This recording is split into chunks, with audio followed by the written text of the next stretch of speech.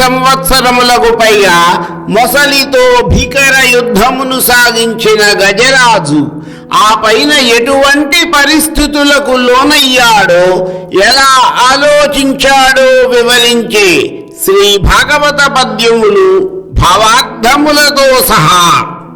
కరి మకరిల మధ్య జరుగుతున్న పోరులో ఎవరూ వెనక్కు తగ్గడము లేదు. ఒకరిపై ఒకరు ఆధిపత్యము సాధించాలన్నదే ఇద్దరి ఉద్దేశ్యము కూడా.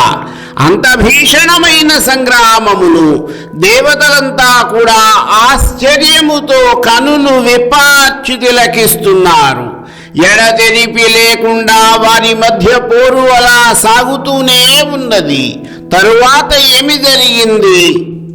అలయక సొలయక వేసట నొలయక కరిమకరితోడ ఉద్దండత రాత్రులు సంధ్యలు దివసంబులు సలిపెన్ పోరొక్కవే సంవత్సరముల్. ఈ విధముగా గజరాజు రాత్రులు పవళ్ళు సంధ్యలు ఎడజగకుండా 1000 సంవత్సరాల పాటు అలసట లేకుండా, సోలిపోకుండా, విసుగు అనేది లేకుండా తీవ్రంగా మొసలితో అతి భయంకరమైన యుద్ధమును కొనసాగించాడు.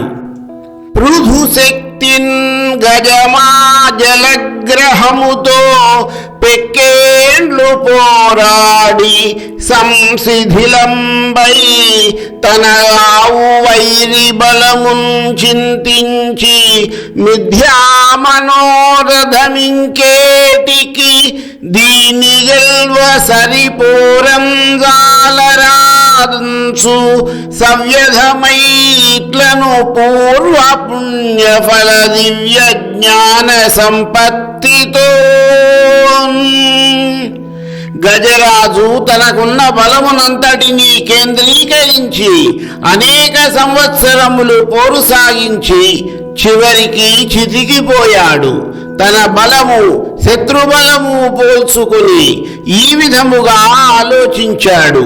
నాది వృధా ప్రయత్నము, దీనిని జయించడం సాధ్యం కాదు అని భావించాడు. పూర్వజన్మల పుణ్యఫలం వలన కలిగిన జ్ఞానంతో అతడు ఈ విధంగా ఆలోచించసాగాడు.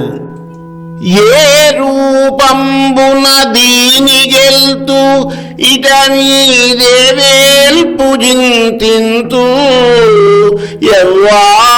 ఎవ్వారింజీరుదు ఎవ్వరడ్డమిక నివ్వారి ప్రచారోత్తమున్ వాలింపందగు వారెవ్వరు అఖిల వ్యాపార పారాయణుల్లేరే మృక్కెద దిక్కుమాలిన మొరాలింపన్ ప్రపుణ్యాత్మకుల్. నేను ఈ మొసలిని ఏ విధంగా జయించగలను? నేను ఏ దేవుణ్ణి ప్రార్థించను, ఎవరిని పిలవను, రక్షించేవారెవరు? ఈ మొసలిని ఆపే శక్తి ఎవరికి ఉన్నది? సకల కార్యములలో విజ్ఞులు పుణ్యాత్ములు దిక్కులేని నా మొర వినేవారు లేకపోతారా? అట్టి వారికి నేను మొరపెట్టుకుంటాను. మరికొన్ని పద్యములు వాటి భావార్థములు నా తదుపరి వీడియోలో